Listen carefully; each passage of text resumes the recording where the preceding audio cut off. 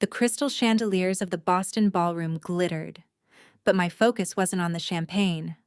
I smiled, resting my hand lightly on my supposed fiancé's arm. Beneath my silk dress, my mind was coldly hunting 85 million missing dollars. Then, I saw her, a 7-year-old girl in a frayed coat, being escorted out by security because her late father's pension was quietly erased this morning. Beside me, the man responsible raised his glass to family. I kept my smile radiant. If you've ever had to smile at someone you secretly despised, welcome home. What city are you watching from? The ride back to the penthouse was wrapped in a heavy, suffocating silence.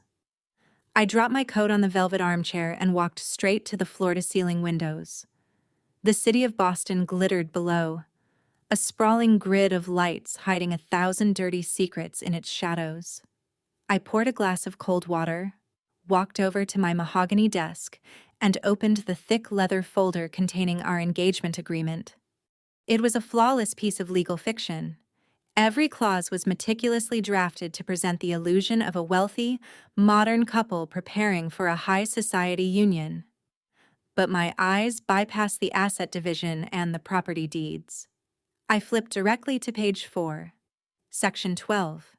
I read the crisp black ink 3 times over.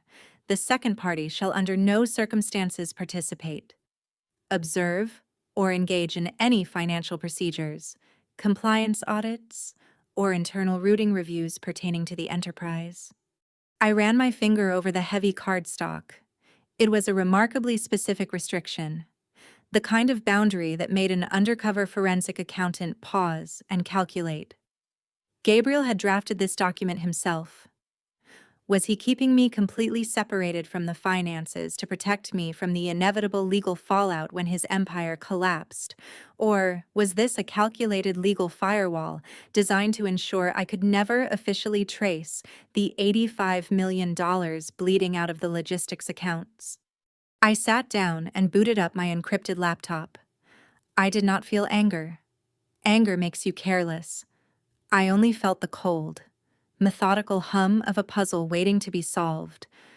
As a financial investigator, I knew that money never truly vanishes. It leaves a digital footprint, a tiny disruption in the data packets, a momentary spike in a server log. I pulled up a secure virtual private network and routed my connection through 3 different proxy servers before tapping into the corporate backdoor I had established weeks ago. My dual monitors flickered to life, bathing the dark room in a pale blue glow. Lines of code and transaction hashes began scrolling down the screen. I thought of little Tess standing in that lobby, clutching her frayed coat while a security guard pointed her toward the exit. Someone in this family had determined that the medical care of a deceased worker's child was an unnecessary expense. They had cut her off to save a fraction of a percent on a balance sheet. I was going to find out exactly whose digital signature authorized that specific ledger adjustment. I typed the final execution command and watched the database unlock. The screen blinked twice.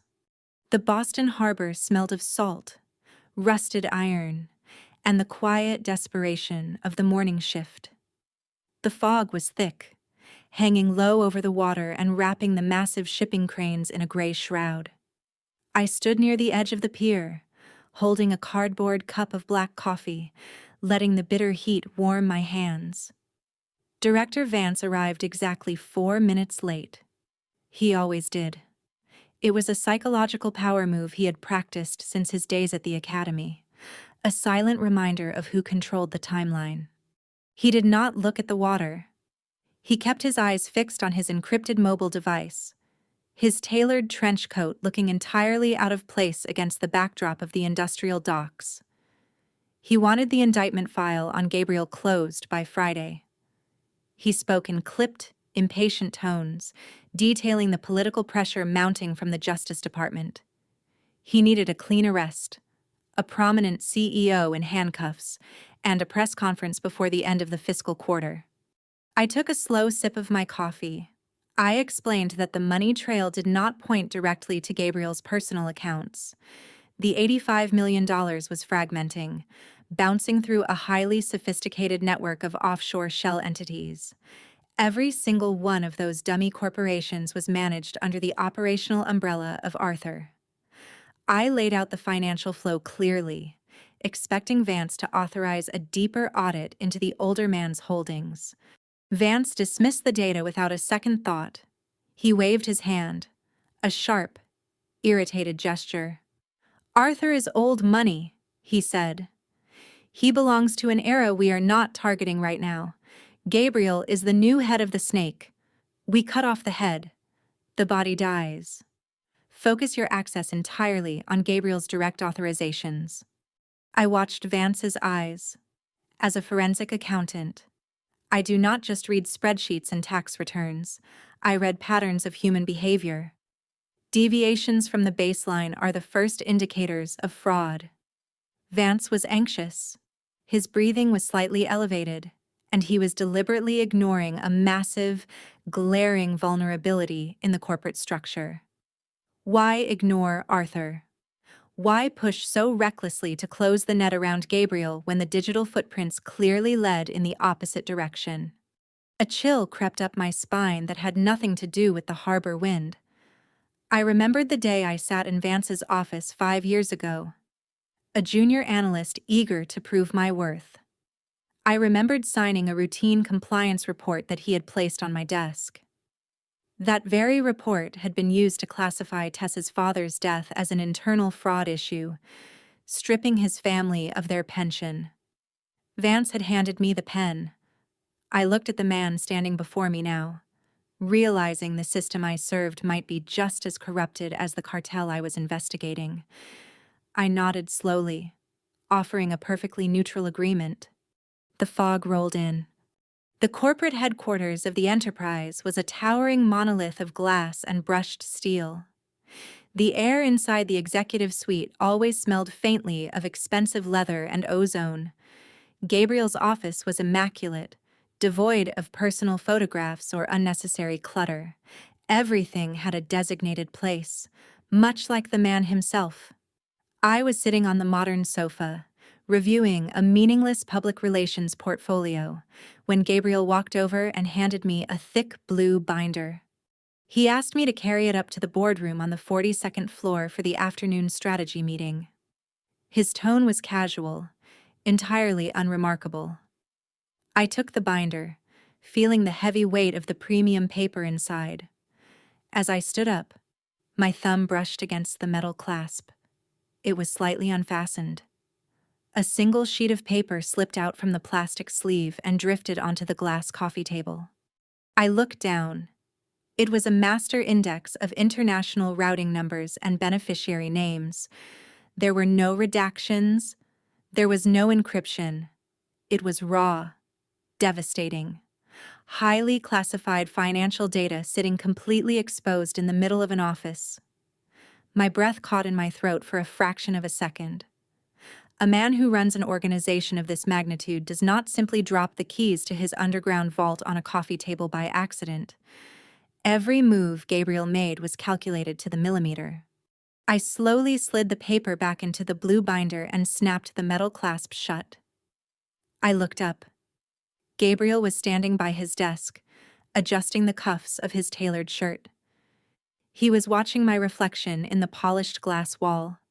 He did not look away when our eyes met. He knew exactly what had fallen out. He had deliberately orchestrated this moment. He wanted me, the woman he believed to be just a socialite fiancée, to see a document that could send him to a federal penitentiary for 2 decades. Why was this a test of my loyalty, or was it something far more dangerous? I maintained my perfectly composed expression, nodding politely as if I had merely dropped a blank piece of stationery. I walked out of the office and headed toward the private elevator. My mind raced through the possibilities. If he suspected I was an undercover agent, this was a brilliant psychological trap. But if he was intentionally feeding me evidence, it meant he wanted the financial regulators to find something specific. He was guiding a legal missile, and I was holding the targeting coordinates. I stepped out of the elevator, The hallway was entirely empty. The family estate was located an hour outside the city, a sprawling fortress of dark mahogany, imported marble, and suffocating silence. Dinner in the main dining hall always felt less like a meal and more like a high-stakes hostage negotiation.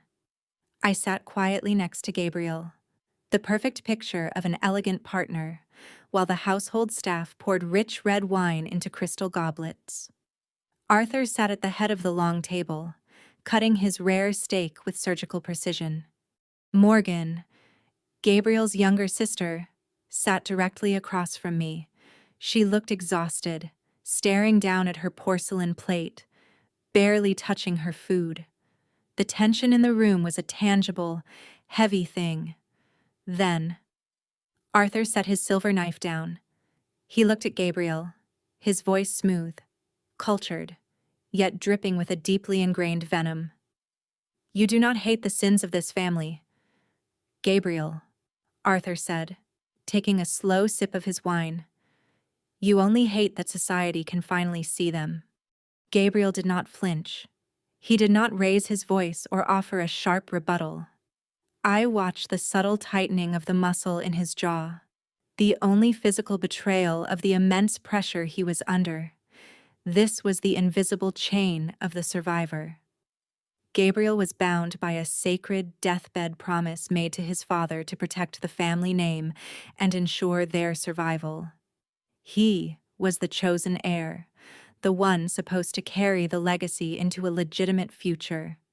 But a golden child easily becomes a scapegoat when they attempt to fix a broken system from within. Arthur was weaponizing that loyalty, using Gabriel's obligation to the family as a shield to continue his own financial rot. Arthur needed Gabriel to remain the public face of the enterprise, to absorb the legal liabilities, while the older generation continued to operate in the dark. It was a psychological prison of inherited guilt. If Gabriel tore down the illegal operations, he destroyed his father's life work. If he maintained them, he destroyed his own soul. I sat there, sipping my sparkling water, analyzing the power dynamics playing out over roasted vegetables and expensive cuts of meat. I was observing an empire actively devouring itself from the inside out. Arthur held the emotional leverage, manipulating the trauma of a grieving son. Gabriel was trying to steer a massive, sinking ship towards safe harbor, while his own blood relative was quietly drilling holes in the hull. I placed my napkin on my lap, calculating the exact timeline required to systematically dismantle Arthur's control without triggering a complete collapse. The wine tasted like ash. The library in the family estate was a cavernous room built to intimidate rather than invite. Dark mahogany shelves stretched toward the vaulted ceiling, lined with leather-bound volumes that smelled of decaying paper and old money. I stood in the center of the room, listening to the heavy silence of the house. Gabriel was in a conference call upstairs. Arthur was away at the country club. I had exactly 45 minutes of unmonitored access to the ground floor. As a financial investigator, I know that people who hide massive sums of money rarely trust digital clouds alone. They trust physical proximity. They keep their ultimate leverage close to their chests. I walked slowly along the perimeter, my eyes scanning the architecture rather than the books. My gaze settled on a large oil painting hanging above the unlit fireplace. It was a bleak, masterful depiction of the Boston Harbor in the early 20th century. The colors were muted grays and deep blues, capturing the freezing fog rolling off the Atlantic. It was a beautiful piece, but that was not what caught my attention. It was the frame. The heavy, ornate oak frame had a slight, almost imperceptible inconsistency in the aging of the wood near the bottom right corner. I stepped closer, my heels making absolutely no sound on the thick Persian rug. I reached out and ran my fingertips along the carved edge. There was a millimeter of separation between the canvas backing and the wood. It was a professional restoration job, but it was designed to conceal, not to preserve. I pulled a thin, flat silver tool from my purse, a standard instrument for examining physical ledgers, and carefully slid it into the microscopic gap. With a soft click, a small, hollowed-out section of the frame popped open. Inside lay a tiny, sealed glass cylinder. It was a microfilm canister. I did not pull it out immediately. Instead, I retrieved a miniature flashlight and illuminated the back of the canvas. There, written in faded black ink, was the signature of the restorer. It read, Thomas Vance. My chest tightened. Thomas was a dock worker, but the file said he took side jobs to pay for his daughter's medical bills.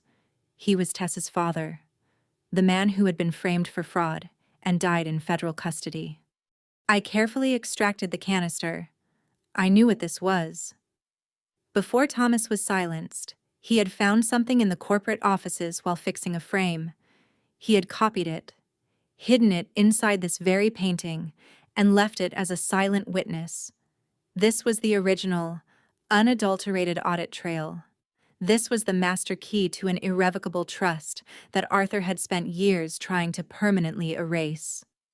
I slipped the cylinder into the hidden pocket of my tailored blazer. I reset the wooden latch, leaving the painting exactly as it had hung for years. I turned around and looked at the heavy oak doors of the library. Someone had carefully moved this specific painting from the corporate archives to the private family estate. Someone wanted to keep this evidence safe from Arthur's systematic purges. Who brought this painting into Gabriel's personal sanctuary? The neighborhood on the south side of the harbor was a stark contrast to the towering glass facades of the financial district. Here, the buildings were weathered brick, the sidewalks cracked, and the air always tasted faintly of exhaust fumes. I sat in an unmarked sedan parked half a block away, watching through the tinted windows. I was tailing Gabriel. He had left the corporate headquarters without his usual security detail, driving a completely unremarkable sedan. He parked outside a small, faded apartment building and stepped out, holding a thick, unmarked white envelope. I adjusted my line of sight as a woman walked out onto the concrete porch. It was Tess's mother. She looked exhausted, her shoulders hunched against the biting Boston wind, wrapping a thin gray cardigan around herself. Gabriel stopped at the bottom of the steps. He did not try to close the distance. He simply held out the white envelope. Even from a distance, I could recognize the rigid, unyielding posture of a man bracing for an impact he knew he deserved. The woman did not reach for the envelope. She looked at it, and then she looked up at Gabriel. Her face was a mask of cold, absolute dignity. I could not hear her words through the glass of my car, but the precise movement of her lips and the freezing stillness of the moment translated perfectly. We do not take money from the name that killed my husband. The rejection was absolute. It was not a negotiation. It was a boundary drawn in grief and iron. Gabriel did not argue. He did not try to force the envelope into her hands or offer hollow apologies. He slowly lowered his arm, gave a brief, respectful nod, and turned back toward his car. I watched him sit behind the steering wheel for a long moment before starting the engine. My forensic mind immediately went to work. I had the license plate, the time, and the exact location. Within 30 minutes of returning to my secure terminal, I traced the origin of the cashier's check inside that envelope. The funds did not come from Gabriel's personal, legitimate wealth. They were routed through a shadow account, a secondary ledger fueled by the very illicit logistics operations Arthur controlled. I stared at the data mapping on my screen. Gabriel was using dirty money to fund the families broken by his own empire. He was trying to provide life-saving medical care with currency stained by corruption. It was a terrifying moral gray area. If the money saves a child's life, does the ledger become clean, or does it just make the savior a hypocrite? I closed the laptop, the silence in my apartment feeling heavier than ever. The lines were blurring. The digital archives of the Financial Intelligence Bureau were a vast, unforgiving graveyard of ruined lives and closed cases. At 2 in the morning, the glow of my secure terminal cast long, sharp shadows across my living room. I bypassed the standard search protocols and used a legacy administrative key to access a restricted database. I needed to see the original internal fraud file on Thomas, Tessa's father. I needed to know exactly how Arthur had managed to perfectly frame a humble dock worker and strip a grieving family of their rightful pension. The encrypted PDF loaded onto my screen. It was a standard corporate compliance summary, 90 pages of manipulated inventory logs and fabricated wire transfers pointing directly to Thomas's credentials. It was a flawless frame job, executed with terrifying bureaucratic precision. But I wasn't looking for the lie. I was looking for the bureaucratic stamp that validated the lie and handed it over to federal prosecutors. I scrolled down to the final page, the terminal approval sheet that officially closed the internal review and authorized the criminal referral. My cursor stopped. My breath seized in my throat. At the bottom right corner of the document, beneath the bold heading Compliance Verification, was a digital signature and an employee identification number. It was my number. It was my signature. 5 years ago, I was a 23-year-old junior analyst working in a cubicle farm. I remembered Director Vance dropping a stack of routine verification files on my desk at 5 in the afternoon on a Friday. Just a standard batch approval. He had said, just cross-check the timestamps and sign off. I had signed it. I had blindly applied my digital seal to a document I did not have the clearance to fully investigate, trusting the integrity of my superior. I did not ask questions. I did not look deeper. I was a functioning, compliant gear in a machine that crushed an innocent man to death. I did not cry. I did not scream or throw the laptop across the room. Tears are a luxury for those who do not have the power to fix what they have broken. I sat in absolute, freezing stillness. The cold reality washed over me, stripping away any lingering illusions I had about my own righteousness. I was not just an investigator hunting a criminal. I was an accomplice to the original sin. Arthur had built the weapon. Vance had aimed it, but I had pulled the trigger. I slowly reached out and touched the cold glass of the monitor, tracing the lines of my own signature. I knew exactly what I had to do. I had to tear this entire empire down to the bedrock. The debt was mine.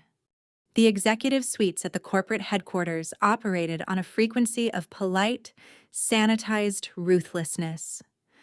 I stood by the frosted glass wall of the secondary conference room, holding a tablet and reviewing a set of meaningless quarterly projections. Inside the room, Morgan, Gabriel's 22-year-old sister, sat alone at a long oak table. Arthur's senior executive assistant stood beside her, smoothly sliding document after document across the polished wood. Morgan was holding an expensive fountain pen, signing her name on the dotted lines with a vacant, exhausted rhythm. She did not read a single page. I stepped into the room, my heels clicking softly against the hardwood floor. The assistant offered me a tight, professional smile before quietly stepping back. I walked over to the table and placed my hand gently over the current document, stopping Morgan's pen.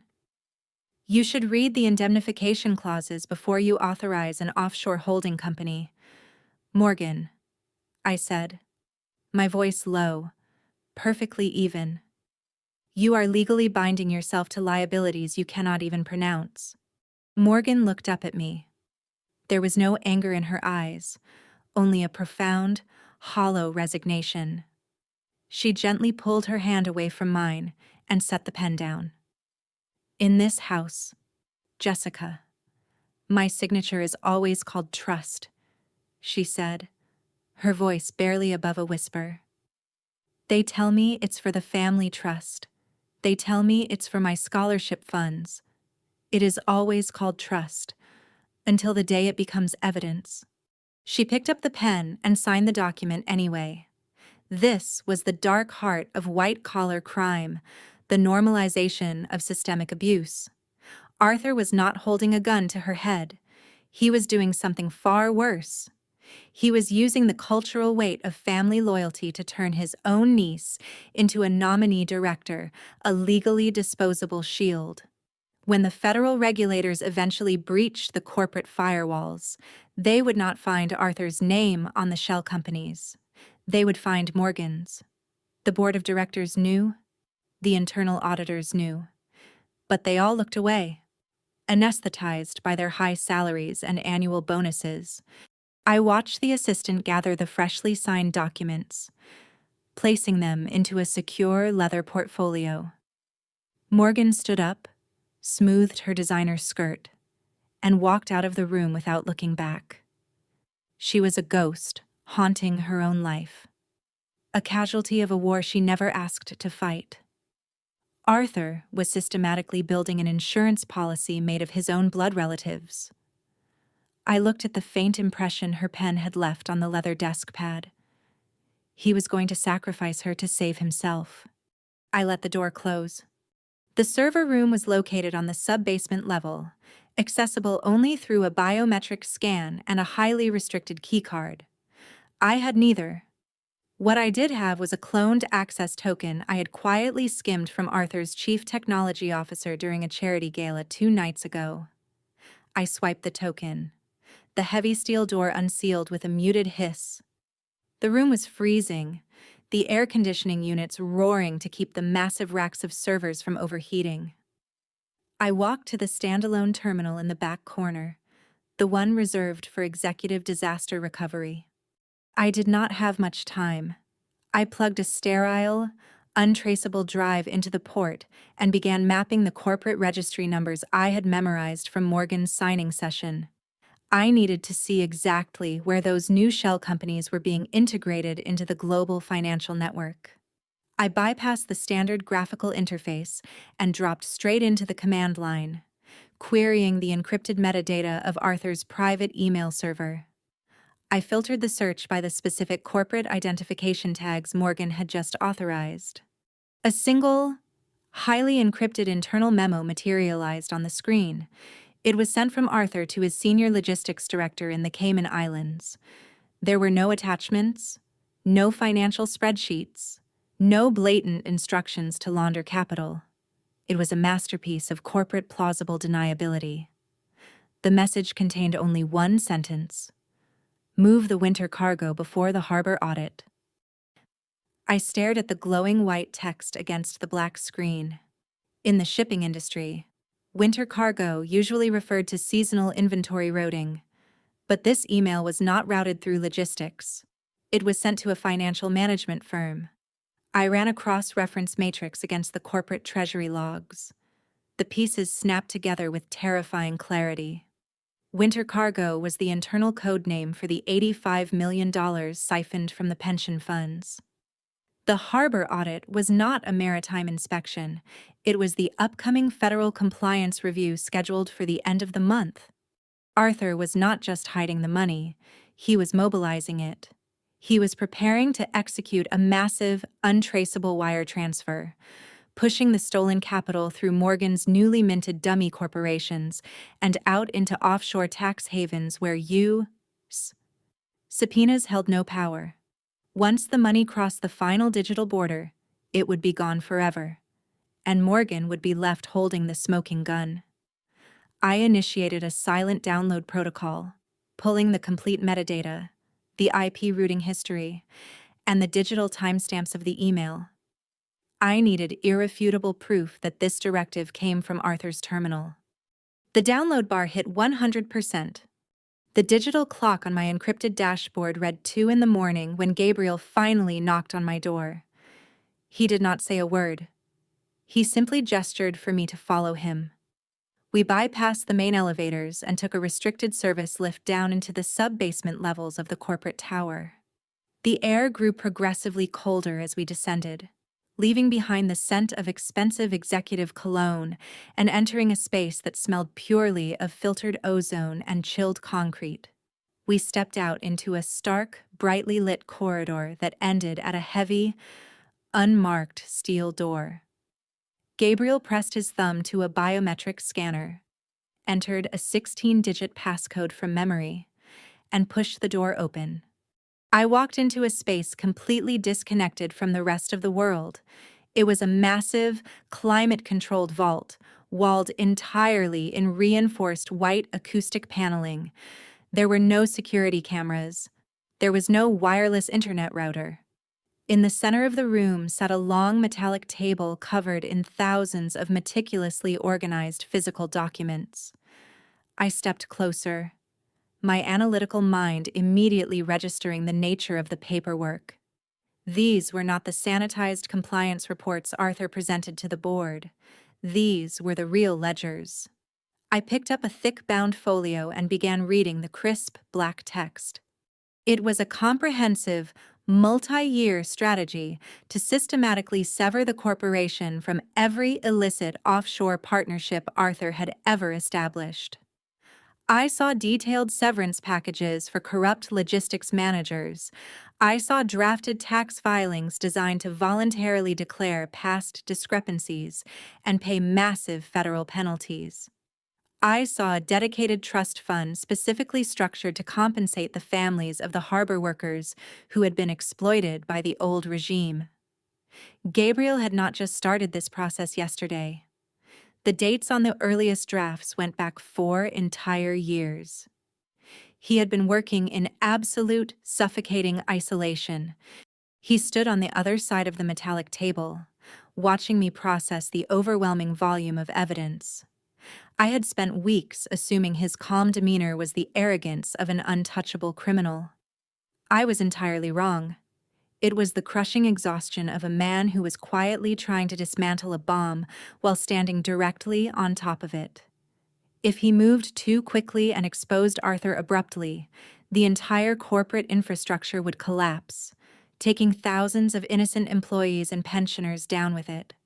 If he moved too slowly, the federal authorities would eventually breach the firewall and imprison him for the sins of his uncle.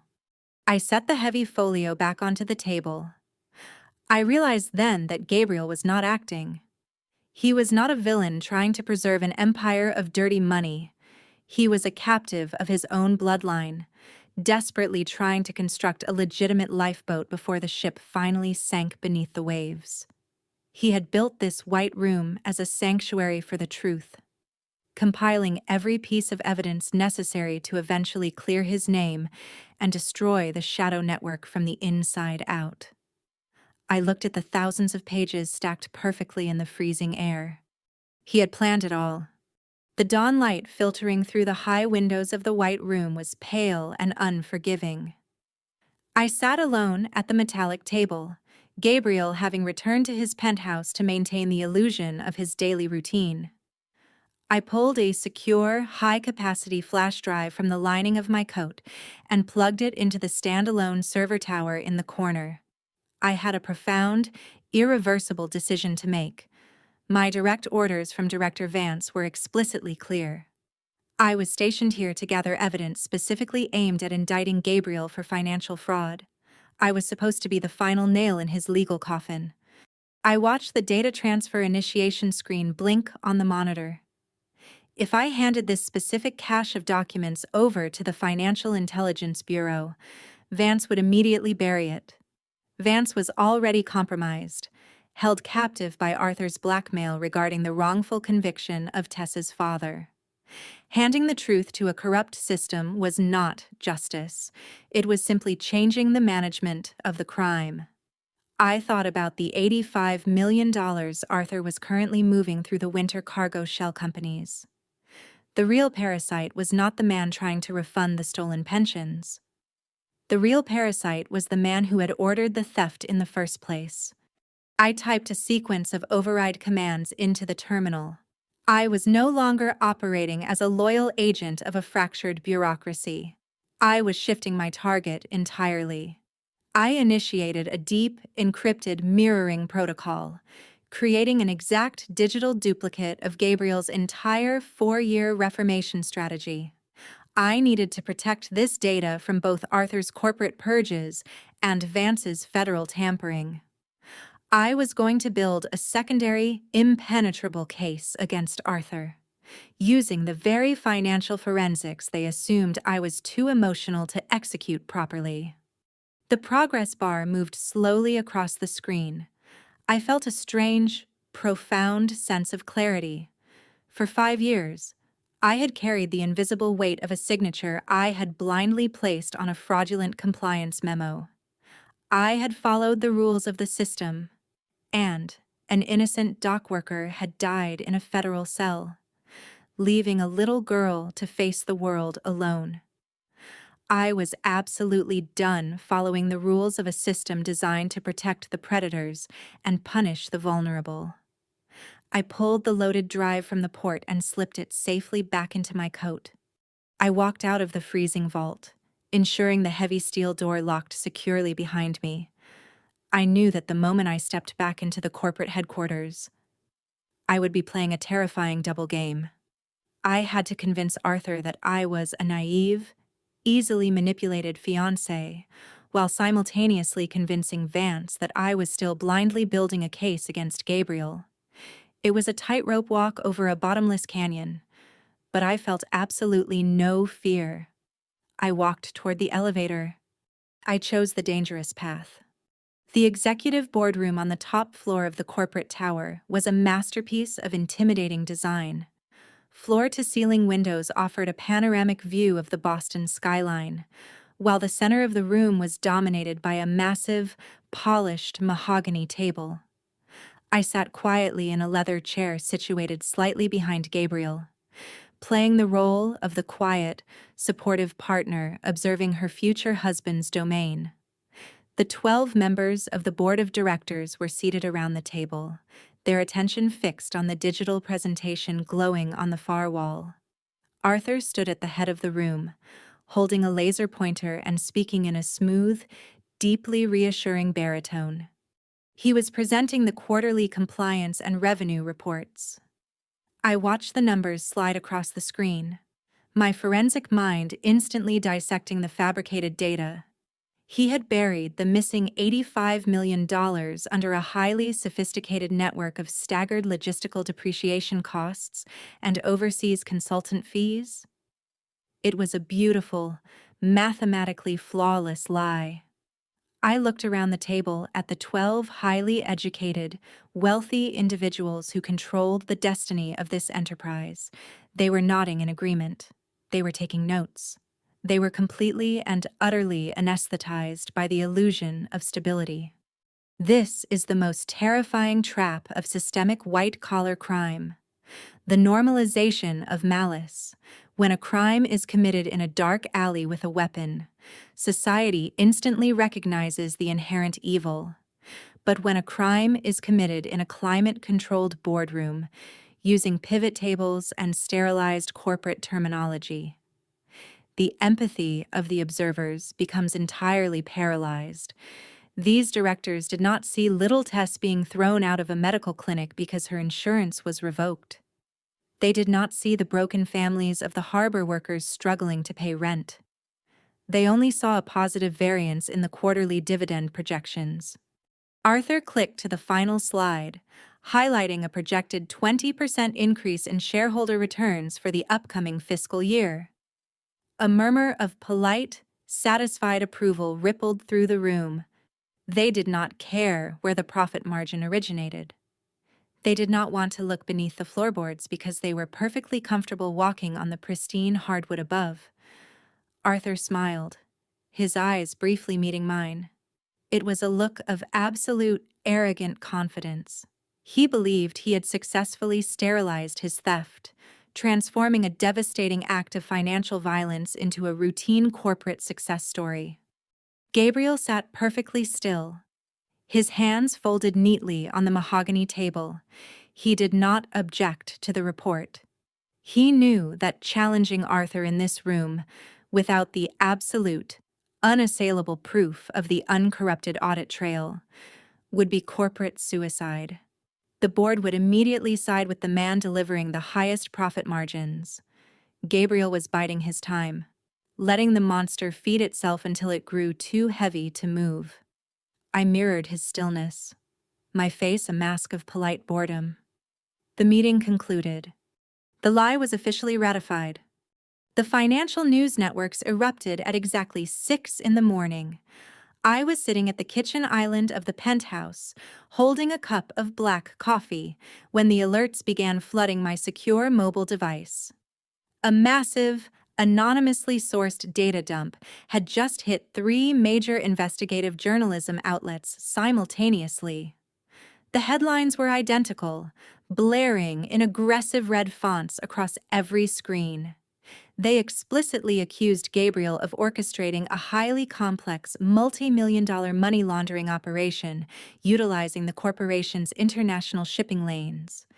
The corporate headquarters descended into absolute chaos within the hour.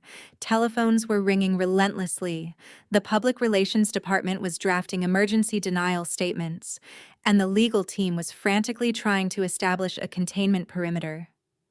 I retreated to a secure conference room, locked the glass door, and immediately launched a deep forensic trace on the leaked documents. As an intelligence agent, I knew that true anonymity does not exist on the internet. Every data packet carries a microscopic shadow of its origin. I bypassed the superficial proxy layers the leaker had used to mask their location. I dug into the encrypted metadata of the original PDF files, searching for the unique digital fingerprint of the compiling software. It took me 47 minutes to strip away the false IP addresses and isolate the true point of origin. I stared at the final string of numbers on my monitor, my pulse steadying into a cold, terrifying rhythm. The leak had not come from a disgruntled employee, a rival corporation, or an investigative hacker. The origin point was a secured, standalone terminal located in the sub-basement of our own building. The leak came from the White Room. It came from Gabriel. I leaned back in the ergonomic chair, processing the sheer suicidal brilliance of his strategy. He had deliberately released a highly curated, partial truth to the global media. He had intentionally painted a massive federal target on his own back. Why? Because Arthur had grown too comfortable. Arthur was slowly siphoning the $85 million, hiding behind the board's complacency. Gabriel needed to force a catastrophic disruption. By triggering a massive public scandal focused on his own administration, Gabriel was forcing Arthur into a corner. Arthur would panic. He would realize the federal auditors were going to descend on the corporate ledgers within days. The older man would have no choice but to immediately and recklessly accelerate the transfer of the stolen winter cargo funds to the offshore shell accounts before the accounts were frozen. Gabriel was willingly burning his own house to the ground simply to flush the rat out of the basement. I watched the news anchors analyzing his downfall on the muted television screen. He ignited the fire himself. The corporate network was a battlefield of silent, invisible algorithms. Arthur took the bait exactly as Gabriel had anticipated.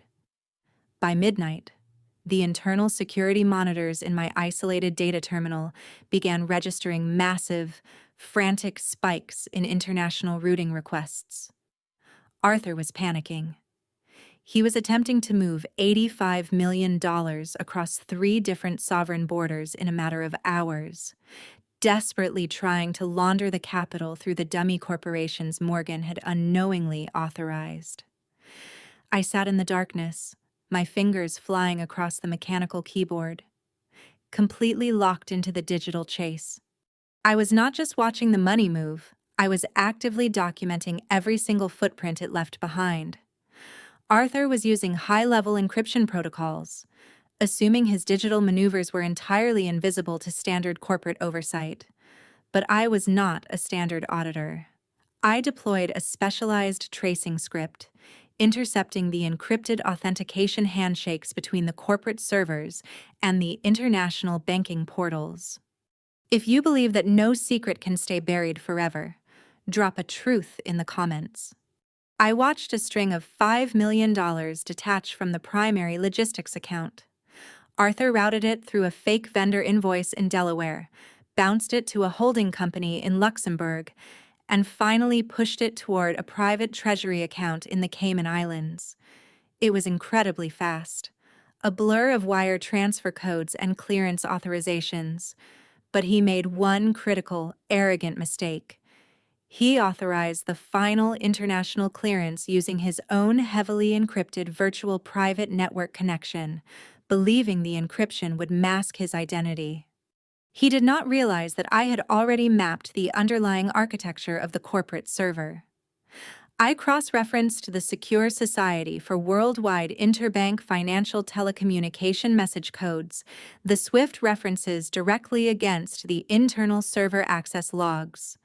The numbers aligned perfectly. The timestamps matched down to the millisecond. I had the exact sequence of the transfer, the ultimate destination of the stolen capital, and the undeniable, cryptographically secure proof that the command originated from Arthur's personal IP address. I ran the final compiling algorithm, binding the SWIFT messages, the bank portal login tokens, and the VPN audit logs into a single, unbreakable chain of evidence. This was the holy trinity of financial forensics. It was an ironclad mathematical proof that no defense attorney in the country could dismiss as a simple hacking anomaly. Arthur thought he was a ghost, moving unseen through the veins of the financial system. I hit the save command, locking the unalterable data into my encrypted hard drive. The green light flashed twice in the dark room. The ghost finally had a name. The microfilm reader was an obsolete piece of technology I had requisitioned from the Bureau's cold storage exactly for moments like this. I sat in the dim light of my apartment, carefully threading the delicate strip of film I had extracted from the hidden compartment of the harbor painting. The antique machine hummed, projecting a magnified image onto the blank white wall of my living room. The text was archaic, typed on a mechanical typewriter decades ago, but the legal terminology was as sharp and unyielding as a freshly honed blade. It was an irrevocable trust, established by Gabriel's late father.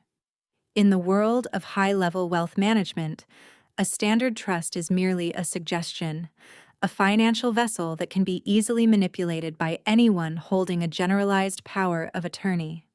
Arthur had used precisely that legal loophole to assume operational control over the corporate subsidiaries. But an irrevocable trust is entirely different. It is a legal fortress. Once the ink dries and the notary applies their seal, the assets contained within it cannot be touched, altered, or redirected, even by the original grantor. I scrolled through the densely packed legal clauses, my eyes scanning the specific conditions of execution. There was a fail-safe mechanism built directly into the core architecture of the family's wealth. The document explicitly stated that if the primary corporate entities were ever utilized to facilitate unverified offshore logistical transfers, the exact definition of the shadow network Arthur was currently running, the trust would immediately shatter the existing corporate hierarchy. Arthur's executive authority would be instantly and permanently dissolved. But it was the beneficiary clause that made my heart physically ache. The wealth would not default back to Gabriel. It would not be absorbed by the federal government. The trust mandated that the core financial assets be immediately liquidated and transferred to an independent educational and medical fund explicitly designated for the families of the harbor workers. I traced the list of primary beneficiaries appended to the final page. There, typed in neat, black letters, was the name of Thomas's family. Gabriel's father had known the rod existed. He had known Arthur would eventually try to cannibalize the legitimate business to save the criminal enterprise. He had built a financial self-destruct sequence, waiting for someone with enough access and enough courage to trigger the detonation. And he had ensured that the very people the empire had crushed would be the ones to inherit its foundations. Tess was not just a tragic casualty of corporate greed. She was the ultimate legal heir. I printed a high-resolution physical copy of the document. I held the warm paper in my hands, feeling the immense weight of the legal weapon I now possessed. Arthur believed he was protected by a fortress of modern digital encryption and dummy corporations. He did not realize his entire empire was sitting on a legal landmine drafted 30 years ago. I placed the document carefully into my secure briefcase. Tess was the rightful heir. The pale blue light of the dual monitors illuminated the empty coffee cups scattered across my desk. It was 4 a.m. I sat completely still, staring at the 2 distinct digital folders resting on my encrypted desktop. They represented the 2 divergent paths of my life, the ultimate collision of my professional duty and my moral compass. The folder on the left contained the complete, unredacted audit trail of the $85 million wire transfer Arthur had executed. It was the silver bullet Sepp Vance had demanded. But if I submitted that folder to the Financial Intelligence Bureau, the automated compliance algorithms would blindly sweep up everything in its path. Gabriel had signed numerous intermediate transition documents while attempting to systematically dismantle Arthur's network over the last 4 years. The federal prosecutors would not care about his silent reformation strategy. They would see his signatures on the shell companies, and they would send him to a maximum security prison alongside his uncle. The system I served did not distinguish between a man building a bomb and a man trying to defuse one. The folder on the right contained the metadata proving Sepp Vance had actively suppressed the internal fraud investigation that led to Thomas's death. It contained the undeniable proof that my own superior was a corrupted asset, manipulated by Arthur's quiet blackmail. If I exposed Vance, my career as an undercover investigator was permanently over. I would be ostracized, my security clearances revoked, my name dragged through endless internal affairs tribunals. I would lose the only identity I had known for the past decade. I closed my eyes and thought of the signature I had blindly placed on that compliance form 5 years ago. I thought of Tess standing in the cold lobby, her medical card rejected. I had spent my entire adult life believing that the law was a perfect, objective instrument of justice. But the law is only as pure as the people who administer it. When the administrators are compromised, the law simply becomes another weapon used to terrorize the vulnerable. I could not allow the machine to crush Gabriel. I could not allow it to fail Tess a second time. I opened a blank word processing document and began typing. I was not writing a standard bureau report. I was drafting a formal, legally binding affidavit, a sworn statement of truth under penalty of perjury. I detailed the precise mechanics of Arthur's wire fraud. I outlined the exact nature of Vance's corruption. And I explicitly documented Gabriel's exhaustive, multi-year effort to legitimize the corporation. I was stepping entirely outside the chain of command. I was building a case that did not rely on the Bureau's compromised authority. I hit the print command and signed my name at the bottom in thick blue ink. I made my final choice. The morning sun broke over the Boston skyline, casting sharp, golden angles across the polished hardwood floor of the penthouse. It was 8 o'clock. The corporate board meeting was scheduled to begin in exactly 30 minutes. I stood by the marble kitchen island, dressed in a tailored charcoal suit, my encrypted briefcase resting beside my untouched coffee. Gabriel emerged from his master suite. He was dressed in a classic navy suit. His tie knotted with mathematical precision. He looked like a man preparing to attend his own execution. He walked over to the floor-to-ceiling window and looked out at the waking city. We had not spoken about the leaked documents or the media storm currently tearing his public reputation to shreds. He knew the federal regulators were circling. He knew Arthur was preparing to sever him from the corporate hierarchy entirely. Gabriel turned to face me, his dark eyes unreadable. completely devoid of fear or panic. "I don't need you to believe I'm a good man, Jessica," he said, his voice low and incredibly steady. "I only need you to look long enough to know who is telling lies." I watched him adjust his cuffs. To anyone who has ever felt like an outsider looking into a world that operates on a different set of rules, to anyone who has ever felt betrayed by the very system they swore to uphold, who has watched the guilty thrive while the innocent are crushed under a mountain of bureaucratic paperwork. You understand the profound, isolating silence of this moment. True justice is rarely a loud, triumphant parade. It is usually a quiet, agonizing decision made in an empty room, a choice to burn your own bridges to ensure someone else can walk to safety. If you have ever had to break the rules to do the right thing, leave a yes in the comments below. I picked up my briefcase. Inside rested the Swift logs, the VPN trace, the irrevocable trust, and my sworn affidavit. It was a complete arsenal of financial destruction, meticulously assembled to bypass every corrupted safeguard Arthur and Vance had erected. I did not offer Gabriel a reassuring smile. I did not offer him empty platitudes about everything working out in the end. We were two people standing on the edge of a precipice, bound by a mutual understanding that the empire had to fall today. "I have been looking very closely, Gabriel," I replied, my tone matching his absolute calm. "And the ledger is finally ready to balance." He gave a single, slight nod of acknowledgement. He did not ask what I meant. He did not ask what I was carrying in the leather case. We walked to the private elevator in complete silence, the doors sliding shut with a quiet, definitive hum. The digital display counted down the floors as we descended into the corporate arena. The clock struck 8:30. The executive boardroom was a theater of polished mahogany and silent hostility. 12 directors sat around the massive table, their postures rigid, their expressions carefully schooled into masks of neutral concern.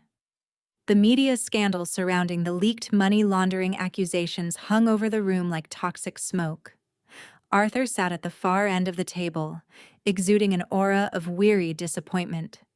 He played the role of the troubled patriarch perfectly, a man tragically forced to clean up the catastrophic mess created by his reckless, incompetent nephew. I took my seat near the back wall, placing my briefcase on the carpeted floor. Gabriel sat at the head of the table, his hands folded loosely in front of him. Arthur did not waste time with pleasantries. He immediately called for a motion to temporarily suspend Gabriel from all executive duties, citing the ongoing federal media scrutiny and the imminent threat of a formal government investigation. The directors murmured in agreement, their eyes avoiding Gabriel. They were eager to amputate the infected limb to save the host body. "This is not a personal attack, Gabriel," Arthur said, his voice dripping with counterfeit sympathy. "This is about the survival of the enterprise. You have brought the entire federal apparatus to our doorstep. We cannot allow your reckless financial maneuvers to destroy the legacy your father built." It was a magnificent, nauseating performance. Arthur was explicitly using the memory of the man whose dying wish he was currently violating to justify a corporate coup. Gabriel did not defend himself. He did not attempt to explain the leaked documents or justify the media narrative. He simply leaned forward, his dark eyes locking onto Arthur's face. The room fell into an uneasy, expectant hush. Gabriel's gaze shifted smoothly past the board members, landing directly on me sitting quietly by the wall. He did not look like a man cornered. He looked like a grandmaster who had just moved his final pawn into position. "I agree that the federal apparatus is at our doorstep, Arthur," Gabriel said, his voice echoing cleanly in the vast room. "In fact, they are already sitting in this room." He gestured toward me with a slight, almost imperceptible nod. It is time you do your job for the Financial Intelligence Bureau. Jessica, let the board see the real ledgers. The collective gasp from the 12 directors was audible. Arthur's confident posture fractured for a fraction of a second, his eyes snapping toward me. The boardroom fell completely silent. The collective gasp from the 12 directors was audible, a sharp intake of breath that shattered the sterilized atmosphere of the executive suite. Men and women who had spent decades mastering the art of maintaining a poker face now stared at me with undisguised shock. The elegant, supportive fiancé they had toasted at galas and charity dinners had just been outed as a federal ghost, an undercover operative planted directly in their inner sanctum. I did not flinch under their collective scrutiny.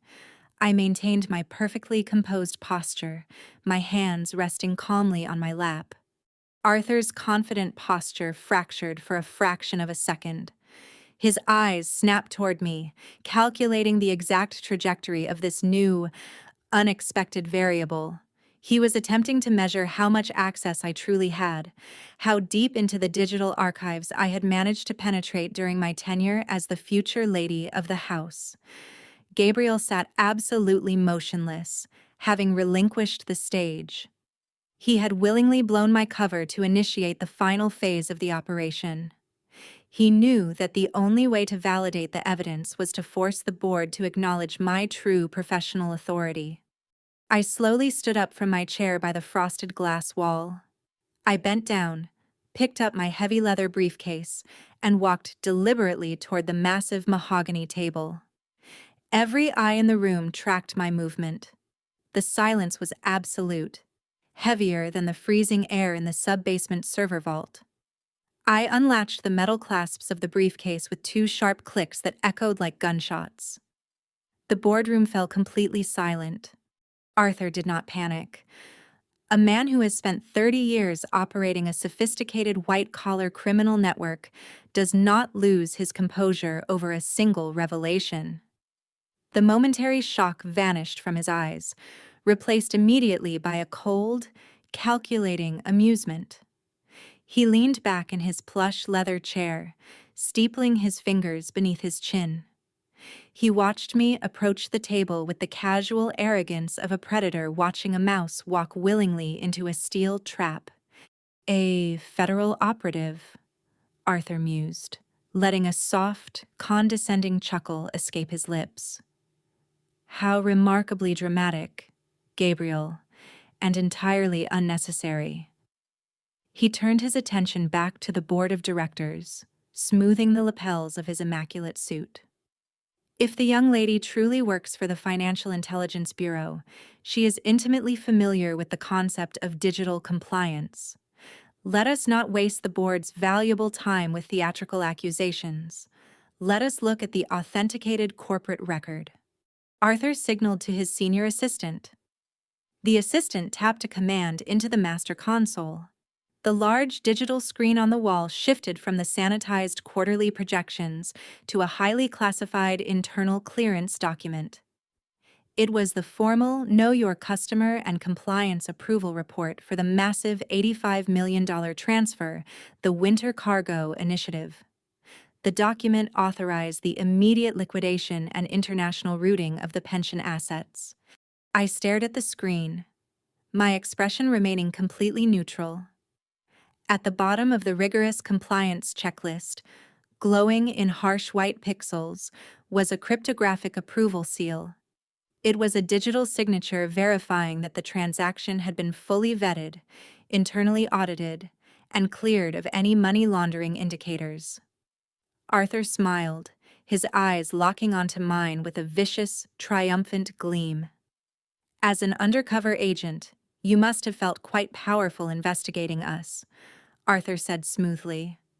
"But tell me, Jessica, if you had no financial access, why is your digital signature the one that legally authorized the transfer of the missing $85 million? The trap sprang shut with terrifying precision.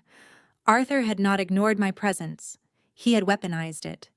He had recognized my undercover status weeks ago and had deliberately used my high-level, covert bureaucratic credentials to validate his own theft. By routing the compliance approval through a backdoor attached to my fake identity profile, he had transformed the lead federal investigator into his primary co-conspirator. The board members began whispering frantically. They saw exactly what Arthur wanted them to see: a corrupt federal agent caught actively participating in the corporate fraud she was supposed to be investigating. The trap was perfectly executed. The murmurs around the mahogany table grew louder, a wave of hostile, defensive whispers. The directors were no longer looking at Gabriel. They were looking at me with undisguised contempt. Arthur had brilliantly manipulated the narrative. He was offering them a perfectly packaged scapegoat, a rogue federal agent acting in concert with a reckless young CEO. It was a narrative the board could easily sell to the media, a story that would completely insulate the old guard and protect the corporate stock price. I looked at the digital signature glowing on the wall. I understood the mechanics of the maneuver instantly. When I had requested restricted access to the corporate network under my alias, Arthur's IT department had intentionally granted me elevated compliance routing permissions without my knowledge. They had mapped a hidden authorization token to my badge when I was busy tracking the offshore shell companies. Arthur's automated script was quietly attaching my token to the winter cargo transaction. I did not transfer the money, but my digital identity had officially labeled the dirty money as impeccably clean. I did not raise my voice. I did not attempt to frantically deny the accusation or stammer out an explanation about forged IP routing. In the world of high-stakes corporate warfare, getting defensive is an immediate admission of weakness. I looked directly at Arthur, letting a slow, incredibly faint smile touch the corners of my mouth. I had anticipated a counterattack. A man like Arthur never operates without a designated fall guy. He thought he had outsmarted the investigator. He did not realize I had stopped playing by the investigator's rules a long time ago. The trap was perfectly executed. The heavy double doors of the executive boardroom swung open with a synchronized, quiet thud. I did not turn around immediately. I recognized the measured, authoritative footsteps moving across the carpeted floor. Director Vance walked into the room, flanked by two senior federal agents wearing dark, impeccably tailored suits. They did not draw any weapons or shout any dramatic commands. In the absolute upper echelons of corporate warfare, an arrest is conducted with the quiet, devastating efficiency of a hostile merger. Vance carried a leather portfolio, his face set in a mask of grim bureaucratic duty. He approached the head of the mahogany table, intentionally avoiding my line of sight. He looked directly at Gabriel, who remained seated with his hands folded calmly in front of him. "Gabriel," Vance said, his voice carrying the practiced, resonant tone of a seasoned prosecutor. "I am executing a federal warrant for your immediate arrest on multiple counts of international wire fraud, conspiracy to launder capital, and the illicit manipulation of corporate logistics accounts." The 12 members of the board of directors exhaled a collective sigh of relief. The federal government had arrived to officially remove the tainted CEO, perfectly validating Arthur's narrative. I watched Arthur's reaction closely. He offered Vance a subtle, deeply respectful nod, playing the role of the tragic uncle witnessing the unavoidable downfall of his own blood. It was a flawless transaction of corrupted power. But I knew the truth beneath the performance. Arthur had not bought Director Vance with a briefcase full of unmarked bills. Cash leaves a trail. Cash creates vulnerabilities. Arthur had bought the director of the Financial Intelligence Bureau using a much stronger, infinitely more reliable currency: moral compromise. Vance was not here because he wanted a bribe. He was here because Arthur possessed the original, unredacted records of the botched internal investigation from 5 years ago. Arthur had the definitive proof that Vance had knowingly suppressed evidence to expedite the conviction of Tess's father. If Arthur leaked that specific file to the Department of Justice Inspector General, Vance would lose his pension, his prestigious career, and his freedom. The director of a federal intelligence agency was terrified of a simple dock worker's ghost. Vance was willing to sacrifice an innocent CEO and ignore an $85 million theft simply to keep his own historical sins buried in the dark. He was using the immense, terrifying machinery of the United States government as a personal shield. I looked at the two federal agents standing behind Vance, their hands resting near their communication radios. They believed they were executing a righteous legal mandate. They had no idea they were simply acting as the private security force for a white-collar criminal network. I felt a profound, freezing stillness settle deep into my bones. The entire system was completely compromised, rotting quietly behind a facade of badges and legal statutes. I remained in my chair, watching the mechanics of betrayal unfold with absolute clarity. The law was dead. Director Vance placed the printed arrest warrant on the polished mahogany table, right in front of Gabriel. The document featured the heavy, embossed seal of a federal judge. Vance looked at me for the first time since entering the boardroom. He expected me to quietly step back, to seamlessly fold back into the bureaucratic hierarchy, and allow the fabricated narrative to proceed unchallenged. He thought I was still the compliant junior analyst who had blindly signed a report 5 years ago. I did not step back. I calmly unclasped my leather briefcase and retrieved a distinct, heavily sealed blue envelope.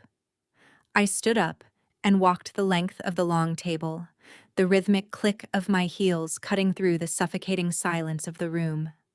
The two federal agents shifted slightly, their professional training reacting to the unexpected deviation in the protocol. I stopped exactly 2 feet away from Vance and extended the blue envelope toward him. "You taught me a very important lesson during my early years at the Bureau, Director," I said, my voice maintaining a completely even, conversational volume. "You taught me that the law shouldn't have emotions. I believed you, but today, observing this specific tactical deployment, I finally understand the truth. You just wanted the law to not have witnesses." Vance stared at the envelope, his eyes locked onto the specific crimson wax seal pressed into the flap. It was not a standard Bureau emblem. It was the absolute, overriding insignia of the Office of the Inspector General, the independent Internal Affairs Division of the Department of Justice. His practiced, authoritative posture instantly evaporated. He reached out with a slightly trembling hand and broke the seal. He unfolded the single sheet of thick, watermarked paper inside. It was a pre-authorized, conditional suspension order. I had bypassed Vance entirely and submitted my sworn affidavit directly to an independent federal judge 3 hours before the board meeting. The document clearly stated that the moment Director Vance attempted to execute an arrest warrant outside of his authorized jurisdictional parameters, or in conjunction with Arthur's unverified financial files, his executive authority was instantly and permanently revoked. Vance's face drained of all color, transforming into a pale, hollow mask. He read the judge's signature at the bottom of the page. He knew immediately that his career was completely obliterated. If he moved against Gabriel now, he would be committing a severe federal felony.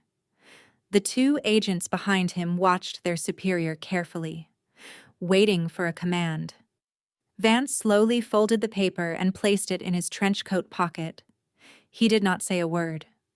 He took one deliberate step backward, distancing himself from the mahogany table and from Arthur. He dropped the warrant. The boardroom was suspended in a state of absolute, paralyzed confusion. The directors watched a high-ranking federal director effectively surrender to an undercover investigator using a single piece of paper.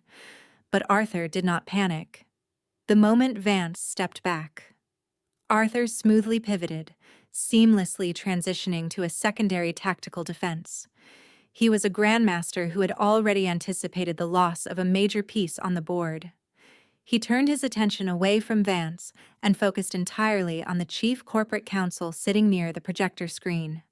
"This is incredibly fascinating," Arthur said, his voice projecting a calm, reasoned authority that belied the collapsing situation. "But from a strictly legal perspective, it is entirely irrelevant." He stood up and began walking slowly behind the row of seated directors. "The entire foundation of this young woman's investigation is fundamentally compromised by a severe, undocumented conflict of interest. She has spent the last 3 months living in Gabriel's penthouse. She has spent late nights alone with him in unmonitored rooms." Arthur stopped at the end of the table, turning to face the legal counsel directly. "I formally request that the board immediately invalidate her status as an objective investigator. Her access was not gained through proper judicial channels. It was gained through romantic deception. Any evidence she claims to possess is inherently biased, legally inadmissible, and quite frankly, constitutes textbook federal entrapment." The legal counsel frowned, rapidly tapping notes into his tablet. A murmur of agreement rippled through the board members. Arthur's legal reasoning was terrifyingly accurate. In cases of complex white-collar fraud, the chain of custody and the absolute objectivity of the investigating officer are paramount. If Arthur could successfully argue that my judgment was clouded by a personal, romantic attachment to the primary suspect, any federal judge would throw out my affidavit before it even reached a preliminary hearing. Arthur looked at me, a cold, triumphant smirk playing on his lips. He believed he had found the fatal flaw in my armor. He thought he had successfully neutralized my authority by reducing my professional forensic work to a messy, emotional complication.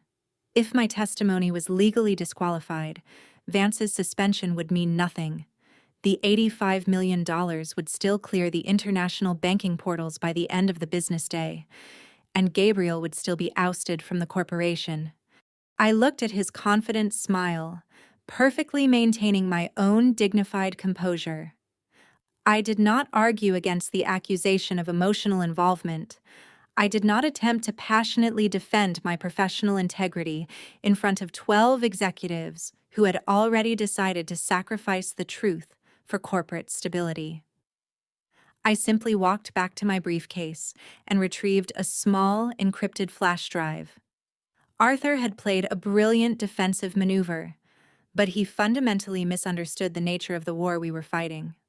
He thought he won. I walked over to the digital presentation console at the front of the boardroom. I bypassed the standard wireless connection and directly inserted my encrypted flash drive into the primary port. "You are entirely correct, Arthur," I said, my voice echoing clearly over the murmurs of the directors. A defense attorney could easily spend 3 years litigating the parameters of my personal objectivity. They could argue entrapment. They could argue emotional bias. I typed a secure access code into the console. The large wall monitor shifted from Arthur's fabricated quarterly projections to a stark, black screen filled with glowing green and white data strings. That is precisely why I structured this case, so that my personal testimony is completely and utterly irrelevant. I tapped the execution key. 3 separate, heavily encrypted data windows opened simultaneously on the massive screen. The first window displays the Verified Society for Worldwide Interbank Financial Telecommunication Message Codes, I explained, gesturing to the complex alphanumeric sequences.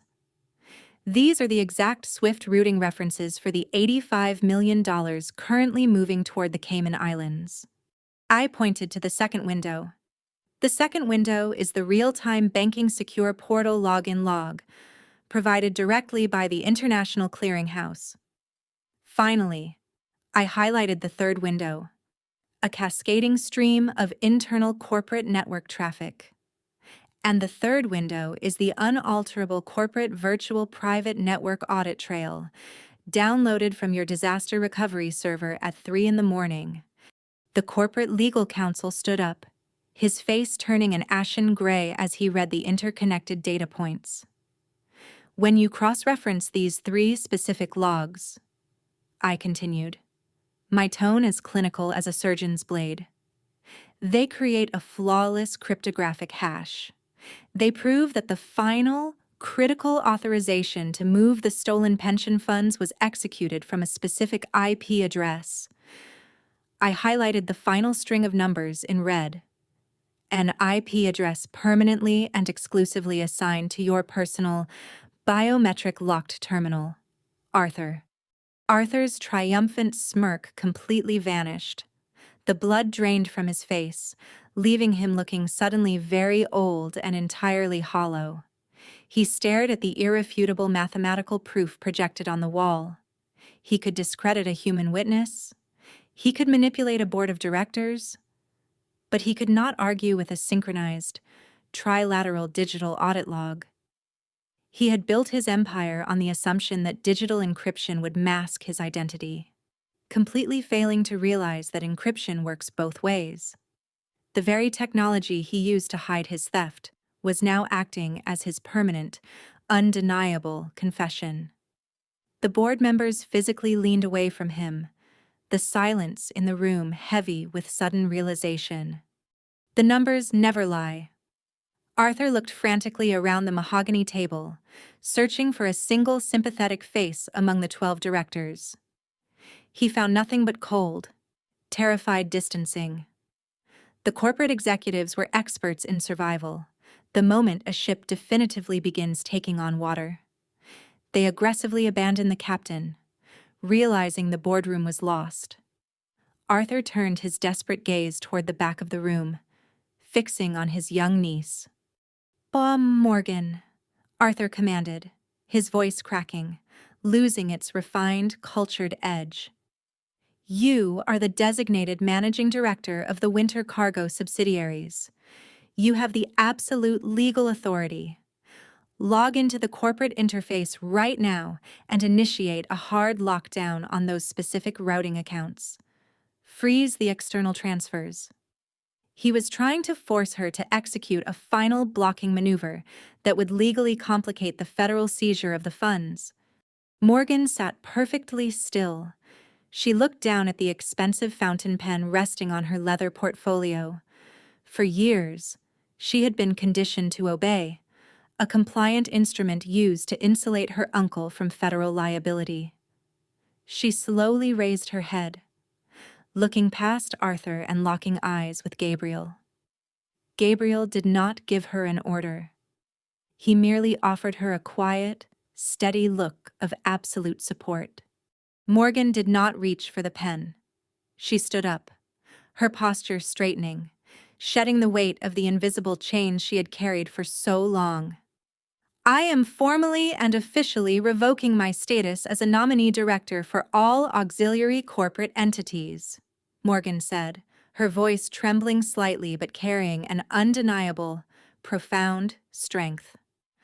I will sign a sworn federal affidavit stating that my previous authorizations were obtained under deliberate manipulation and systemic duress. Arthur stumbled backward, his hand catching the edge of an empty chair to steady himself. Morgan's defection severed his final, desperate lifeline. By legally disavowing her role, she instantly triggered an automatic hard freeze on all related shell company assets. The $85 million was permanently locked in transit, entirely inaccessible to Arthur. He was left standing alone in the center of the room, stripped of his stolen wealth, his corporate influence, and his corrupted federal shield. The 2 federal agents standing near the doorway, now liberated from Vance's compromised authority, stepped forward into the room. They did not need a dramatic confrontation. The evidence was secured, the assets were frozen, and the primary suspect was completely isolated. Gabriel remained seated at the head of the table, his dark eyes watching the quiet destruction of the old regime. The empire of shadows had finally collapsed under the weight of its own meticulously documented lies. The proxy was free. The industrial harbor of Boston remained unchanged, entirely indifferent to the massive corporate earthquake that had just completely shattered the city's elite financial district. The rusted metal shipping cranes still loomed heavily under the gray clouds, and the bitter salt air still bit sharply at exposed skin. Gabriel and I stood together on the cracked concrete sidewalk outside the faded brick apartment building. It had been exactly 3 weeks since the dramatic, silent conclusion in the executive boardroom. Arthur was currently sitting in a secure federal holding cell, awaiting a highly publicized trial. Director Vance had been quietly forced into an early, deeply disgraced retirement, his federal pension permanently frozen pending a massive internal affairs review. The front door of the apartment opened with a quiet creak. Tessa's mother stepped out onto the concrete porch, pulling her thin wool cardigan tight against the morning chill. Little Tess stood hesitantly behind her, peeking out through the rusted screen door. Gabriel did not hold a thick white envelope full of untraceable, illicit cash this time. He held a crisp, formal blue folder containing a finalized federal legal judgment. He walked slowly to the bottom of the concrete steps and stopped, maintaining a profound, highly respectful distance. "I am not here to offer you a settlement from my family, ma'am," Gabriel said, his voice steady and remarkably calm. "You made it perfectly clear that you would never accept anything stained by my uncle's hands. I respect that boundary completely. The money in this folder does not belong to me, and it certainly does not belong to the corporation." He set the blue folder carefully on the bottom step and took a deliberate step backward. "That is the official documentation of the Thomas Vance Memorial Scholarship Trust," Gabriel continued. "The federal courts have successfully executed an irrevocable clause left by my late father. Nearly $30 million of corporate assets have been permanently, legally severed, thoroughly audited by independent monitors, and placed under the absolute control of a completely independent educational board." Tessa's mother looked down at the folder, her guarded, defensive expression faltering slightly. I watched the profound internal conflict play out in her tired eyes. She wanted to reject the offering out of pride, but she understood the brutal reality of raising a child on a fractured, insufficient income. I stepped forward, offering a quiet, reassuring presence. This was the true power of forensic accounting. It was not just about punishing the guilty. It was about systematically restoring what had been stolen from the vulnerable. "The money is finally clean," I said gently, ensuring my tone conveyed absolute honesty. "It does not carry Arthur's tainted name. It carries your husband's name. It belongs rightfully to Tess. It is not charity. It is mathematical restitution." She slowly walked down the wooden steps and picked up the blue folder. She opened the heavy cover and read the first summary page. Her weathered hands began to tremble. For 5 long years, she had carried the crushing weight of a fabricated compliance scandal, believing her husband had died a disgraced corporate thief. Now, she held undeniable legal proof that his name had been entirely cleared, and his legacy would directly fund the education of dozens of harbor children. She looked up at Gabriel, her eyes shining brightly with unshed tears. She did not say thank you. She did not need to. She simply nodded once, a gesture of profound, hard-won peace. Gabriel nodded back. The cycle of inherited guilt was finally broken. The air felt lighter. The federal courthouse in downtown Boston was a monumental structure of cold gray granite and imposing marble columns. I stood near the back of the massive judicial chamber, watching the final procedural maneuver of the entire undercover operation. Gabriel sat at the heavy defense table, flanked by 3 highly paid corporate attorneys. He was not walking away from the wreckage of his uncle's empire completely unscathed. True justice is rarely a clean, triumphant cinematic victory. It is usually a series of painful, incredibly necessary compromises. The presiding federal judge formally accepted the meticulously negotiated consent decree. By signing the heavy document, Gabriel successfully avoided a criminal conviction. But he willingly subjected his entire corporate network to a rigorous, 5-year independent federal oversight program. Every single financial transaction, every logistics contract, and every offshore partnership would be brutally scrutinized by external government auditors. He was voluntarily shackling his own executive power to guarantee the permanent eradication of the shadow network. He signed his name with steady, deliberate strokes of his fountain pen. He was actively trading absolute control for absolute legitimacy. I walked out of the courtroom long before the aggressive press briefing began. 2 hours later, I walked into the regional headquarters of the Financial Intelligence Bureau. I did not go to my assigned desk. I walked directly into the acting director's office and placed my federal badge, my encrypted access keys, and a formal letter of resignation on the polished wooden desk. The system had ultimately functioned, but only because I had actively bypassed its corrupted safeguards. I could no longer serve as a blind gear in a bureaucratic machine that prioritized political convenience over human lives. I was walking away from the only professional career I had ever known to build something smaller, something unequivocally pure.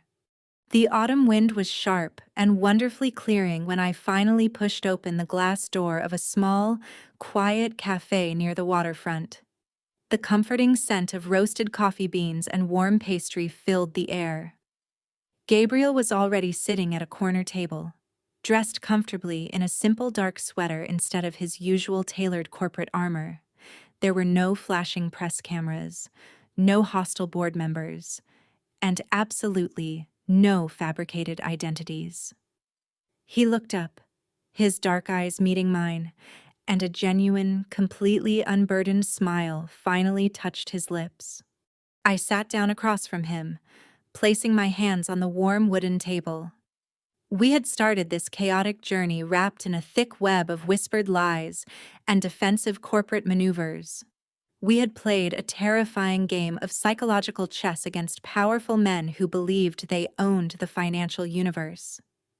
But sitting here in the quiet hum of the morning, the heavy burden of the past had finally been completely lifted from our shoulders. I had already filed the official paperwork to open my own independent financial security consultancy, dedicating my specific skills to auditing and protecting vulnerable pension funds. Gabriel reached out across the table and gently covered my hand with his own. Justice isn't a single explosion of truth. It's a lifelong ledger written in the ink of accountability. The ledger was finally clean. If you believe true power lies in walking away from a broken system to build a better one, share this story. Thank you for listening.